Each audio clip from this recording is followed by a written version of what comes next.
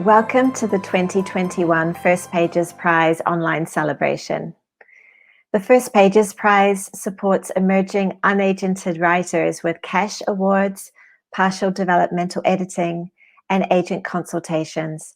And it's all based on the opening 5 pages of a longer work of fiction or creative nonfiction. We also partner with the Sandra Carpenter Memorial Fund to present an additional award for creative nonfiction. This year, we saw a record number of entries from 53 countries. The reviewing process is completely blinded, with multiple readings of entries by an international panel. Our final judge this year was Lan Samantha Chang. She is the Elizabeth M. Stanley Professor in the Arts at the University of Iowa and the director of the Iowa Writers Workshop. As our process is always blinded, each year we're absolutely delighted to find out who the writers are behind the pages. Today we celebrate many of these writers. We'll have the Sandra Carpenter Prize finalists and winner, then the short list and long list of the First Pages Prize, and finally the 5 winners and a reader's pick. So let's begin with the Sandra Carpenter Prize for Creative Nonfiction.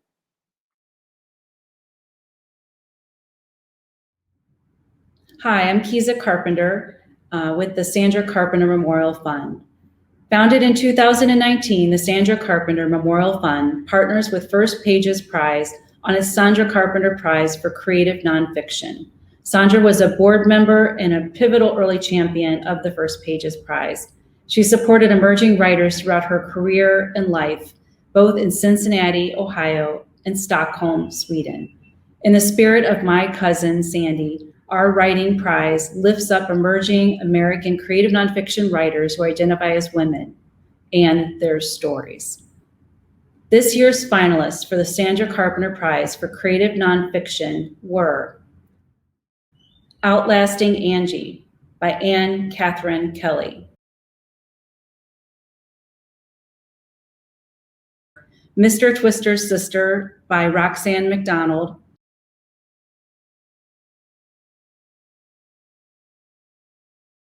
Ready About, a Memoir by Allison Ellis,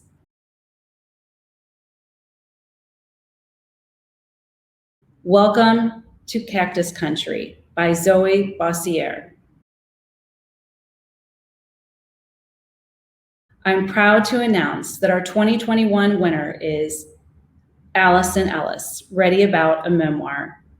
Our judges were enthralled by your writing's detail and imagery, its haunting sense of mystery, and its references to travel and loss. We can't wait to read more. Congratulations, Allison. Hi, I'm Allison Ellis from Seattle, Washington. I'm thrilled to be a prize winner this year. I'm going to read a short section from my memoir in progress. It's called Ready About. It reads much like a traditional grief memoir, but it's actually a ghost story. Okay, here goes. If I'd known you were going to die that day, I might have packed a warmer jacket. The Vashon Island to Fauntleroy ferry route is a 17-minute crossing from the north end of the island to West Seattle. And that day, like all days, it was cold on the car deck, with the cool rush of wind and salty air blowing through the cavernous steel corridor. But until this particular afternoon, I'd never been a walk-on passenger before. We usually just sat in the car with the baby for the duration of the ride. And besides, it was early September, and I'd been lulled into thinking the summer heat might last a few weeks longer. It's a rare and precious phenomenon, the long stretches of dry days in the Northwest.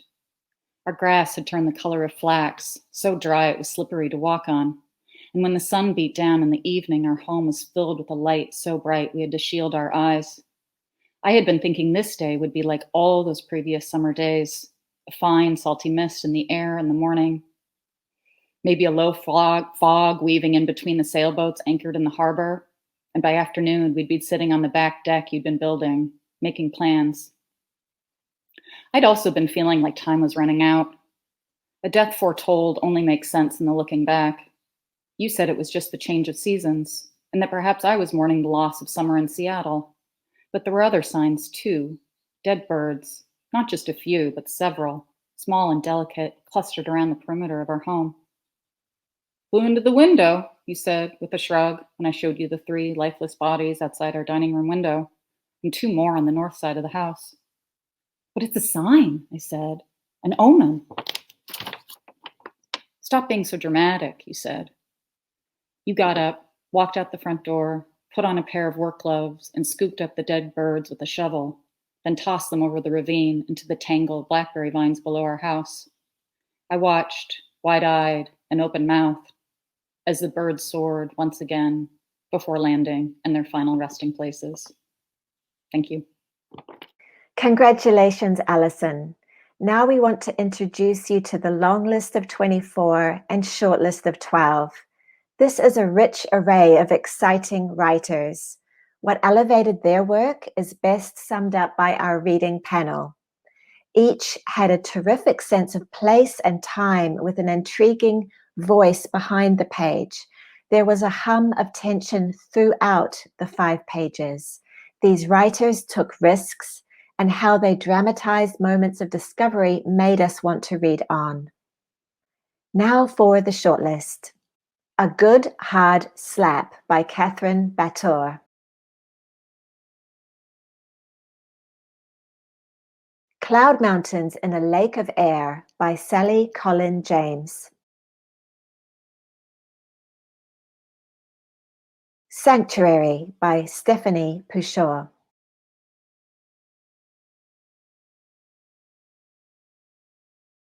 The Absence of Color by Phil Taylor.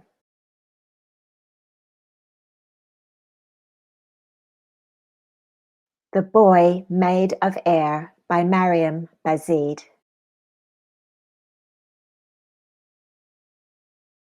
The Crossing Guard by Shane Crosby.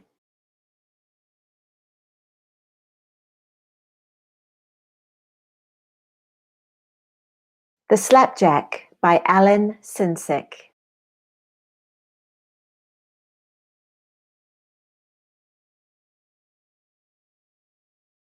The Taste of Names by Masha Shukovich. This Bright Court by Suzanne Bailey.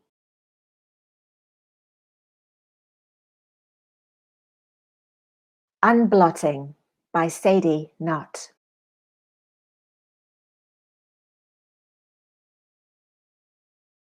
Walk Good by Stephanie Mullins.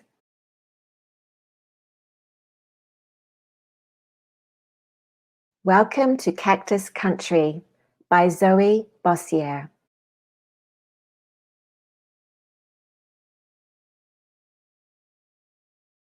The winners of the 2021 First Pages Prize are Reader's Pick, Welcome to Cactus Country by Zoe Bossier. Hello, my name is Zoe Bossier. The piece I entered in the First Pages Prize is the first 5 pages of my memoir in progress, tentatively titled Welcome to Cactus Country. It's a gender-bending coming-of-age story set in the Sonoran Desert about a headstrong kid fighting to survive in a Tucson, Arizona trailer park. The following is an excerpt from that work. "If you touch that," the boy said, "I'll cut you." In one motion, he pulled a knife from his pocket, whipped it open, and pointed its blade at my face. I froze, staring cross-eyed down its sharp, gleaming tip. This was my first impression of life in Cactus Country, the Tucson, Arizona trailer park my family had just hours ago moved into. As I flicked my eyes from the blade to the boy's fierce, angry gaze, I realized 3 things. First, this boy thought I was another boy. Second, his threat was a test. And third, if I had any hope of surviving here, I needed to pass. I'd never been this close to someone who wanted to stab me before. The boy was shorter than me, shirtless and sweating. His blonde hair was shaved close to the skin, prickly follicles shooting up like cacti sprouting from chapped earth. Out in the desert, a long cargo train rambled over splintered tracks.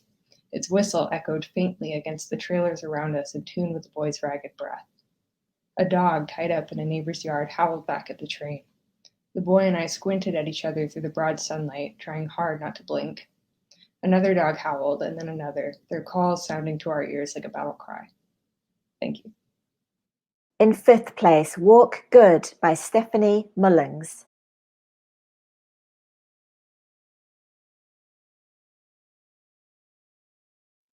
Hi, my name is Stephanie Mullings, and I began writing a manuscript last fall and was so excited to submit to the First Pages Prize after learning about it through the Creative Writing and Literature PhD program at the University of Southern California. The manuscript, titled Walk Good, follows generations of a Jamaican family after the death of its matriarch. I will be reading an excerpt from its opening. Mama told me to plant her in the garden with the callaloo so that she could grow and regrow in the earth. And so they melted her bones and skin, even the tough skin on the bottoms of her feet, to dust pieces. They gave the pieces to me in a clear sealed bag so I could see into her and she could see into me. I would have buried her as she had asked, but I had never known how to make good things from scratch as she did. I put her in an empty cereal box and she stayed there in the cabinet with the bread and jam. I didn't realize I had thrown her out until I had thrown her out, cleaning away the dust in the windowsills, grease in the kitchen tiles, death in the bed sheets.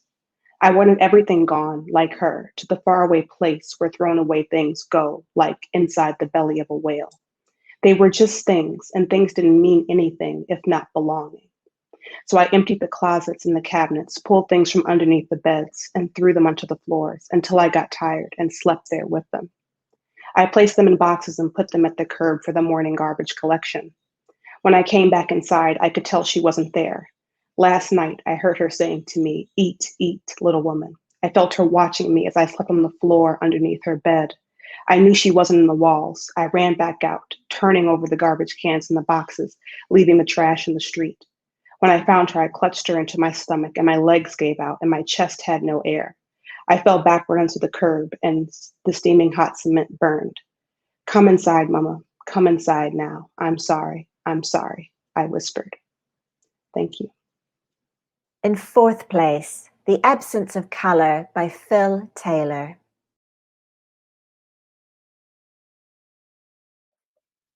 Hi, my name is Phil Taylor, and the excerpt I'm about to read is from a manuscript I'm working on that's called The Absence of Color. It's set in the 1970s, and it's about a Black teenager who enters a wealthy white private school and how he tries to develop a sense of identity while navigating between these two very different and often conflicting worlds. And here it is. On the last night of my childhood, the air hung heavy and hot, bringing old ladies out to sit on their front stoops, fanning themselves with magazines and pulling hankies from their bra straps to dab at the sweat on their necks. It was nearly Labor Day, and the weather would turn soon, but summer was stubborn, smothering the town and making adults edgy, irritable. The neighborhood had emptied onto the street.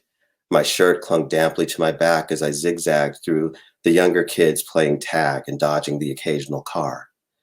Their shouts and calls mingled with the tap, tap, tap, tap of jump ropes flitting against the sidewalk as little Black girls with puffy pigtails chanted their double Dutch rhymes. Miss Mary Mac, Mac, Mac, all dressed in black, black, black. Aretha came from a transistor radio, singing of a rose that grows in Spanish Harlem. Black men huddled on the corner, pinching cigarettes between their fingers and speaking in voices low, conspiratorial, until suddenly they fell against each other like bowling pins, laughing and cackling. I looked back toward my house and saw Mo, who owned the barbershop over by the highway, approaching the steps to my front door. Even at a distance, I could spot him by the way he walked, a little dip in his hip with every stride, as his arms swung loosely, in perfect rhythm with his gait. I was old enough by then to realize who Mo was to me, although I don't remember exactly when it became clear. I had come to understand it slowly, the way children do, gradually learning to hear things that are not said. Mo had appeared at my house on or near my birthday more than a time or two. He never gave me a gift, but he would press a folded $5 or $10 bill into my hand, wordlessly and looking off into the distance as if he were a spy passing on a secret. When my mother would bring me into a shop as a little boy, she would talk to him in a way that was somehow more formal, yet at the same time more familiar than other customers. After a time, I realized it was simply a known fact that Mo was my father. and so I knew it as well. In third place, The Boy Made of Air by Mariam Bazid.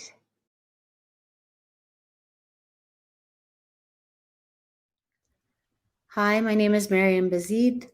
I'm a writer and a performer, and this year's third place recipient of the First Pages Prize, which was fantastic news for me. And I'm going to be reading an excerpt of the novel that I submitted for that, which is my novel about twins entitled The Boy Made of Air. And we're encountering them just at story time now. They're 8 years old. Noor is first to the sheets as always. I run over to the bed and with spearmint lips kiss my father's mouth. He waits until I'm snuggled against Noor before beginning. كان يا مكان يا سادة يا كرام ما يحلى الكلام إلا بذكر النبي عليه الصلاة والسلام. There was or there was not. But, fine gentlemen, what words are they that are not sweetened by the mention of our prophet? Peace and God's blessings be upon him. Noor and I scream our response in one simultaneous breath, alayhi salatu wassalam. I imagine my family's three-pronged blessing leaving our three sets of lips to cross the border into Saudi Arabia, where our father promises us we will one day go to drink Zamzam right at its source. I imagine a cloud of our protection finding the dead prophet where he lies entombed in the house he'd once shared with his youngest wife, Aisha. I am young enough to think that even a prophet wouldn't scoff, would he? To have the protection of the children of bears. Thank you. In second place, This Bright Court by Suzanne Bailey.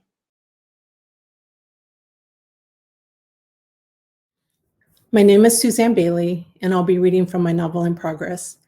This Bright Court follows Lucy Windsor, a reluctant heir to the British throne, who would prefer to teach physics and be left in peace. One Thursday morning in early November, when the showy golden bits of autumn had given way to a damp darkness, Margaret Robinson put on her gray suit, wound her hair into a snug little bird's nest of steel wool, and went up to Manchester without telling anyone. She was 71 years old and had not done anything sneaky in half a century. She did not own a car, so she took a taxi to Honeybourne and caught the 5:53 to Worcester. The sun had not yet risen, and the train carriage was cold and quiet. She closed her eyes and listened to the click of the wheels on the rail joints. Her heart beat a bit faster when she thought about what she might say to Cheverton. She could appeal to his sense of duty. England needs you, but that seemed melodramatic. She could appeal to his sense of beauty. Come to Yarrowdale, we have lambs and daffodils, but he was Mancunian, born and bred, and loved his city. She could pull rank. I'm your aunt, but no one liked a despot. She was probably wasting her time, but she was in over her head and needed his help, so she had to try. At Worcester, she changed trains and shared a table with a couple who fluttered over their young son as if he were the baby Jesus. She bought a pain au chocolat and a tea from the service counter. The mother gave the boy a banana and a small square of something wrapped in baking parchment. He opened it, and Margaret saw that it was beige and full of seeds. He bit off a corner, then lay it on the table and fixed Margaret with a desperate, resentful eye. She didn't blame him. Margaret sat quietly and drank her tea. The father settled into his newspaper, but the mother continued to murmur to the boy and fuss over him. She pulled a bottle of sanitizer from her purse and squirted his pale hands as if prepping him to perform surgery. She pushed his hair away from his eyes. She picked the banana peel up between her thumb and index finger, sighed the sigh of a martyr, and deposited it in the rubbish bin. She checked her manicure for chips, there were none, and smoothed her skirt. Margaret felt weary just watching all this. And the first place winner is The Slapjack by Alan Sinsick.